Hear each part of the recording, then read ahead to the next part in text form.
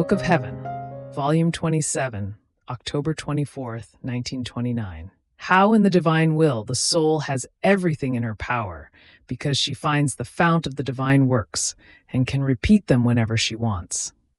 I was feeling all abandoned in the divine fiat, following and offering all of its acts, both of creation and of redemption. And as I reached the conception of the word, I said to myself, how I would like, in the divine will, to make the conception of the word my own, to be able to offer to the Supreme Being the love, the glory, the satisfaction, as if the word were being conceived once again.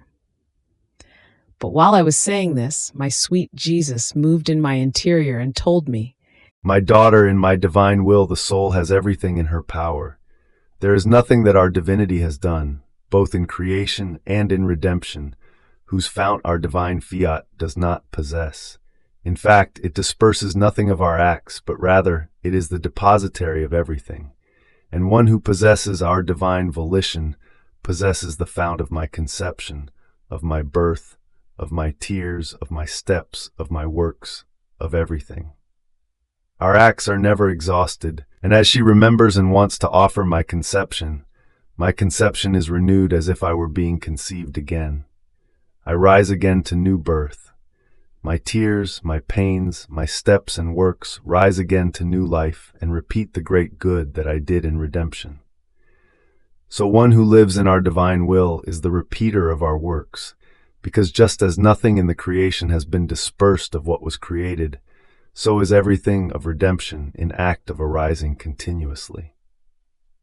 But who gives us the spur?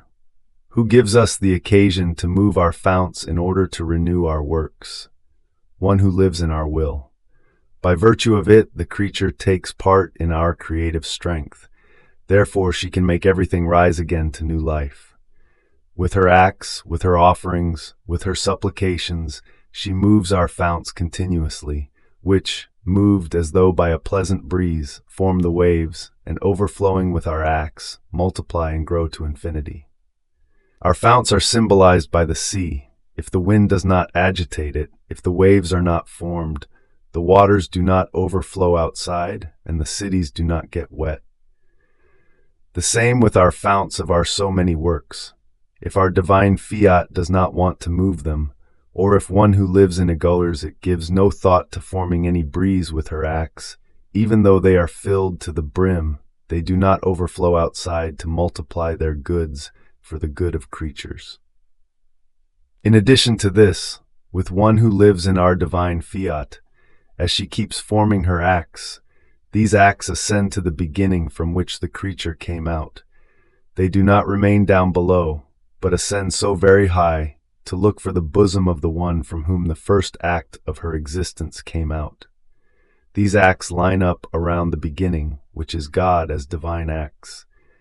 In seeing the acts of the creature in his divine will, God recognizes them as his acts, and feels loved and glorified as he wants, with his very love and with his own glory.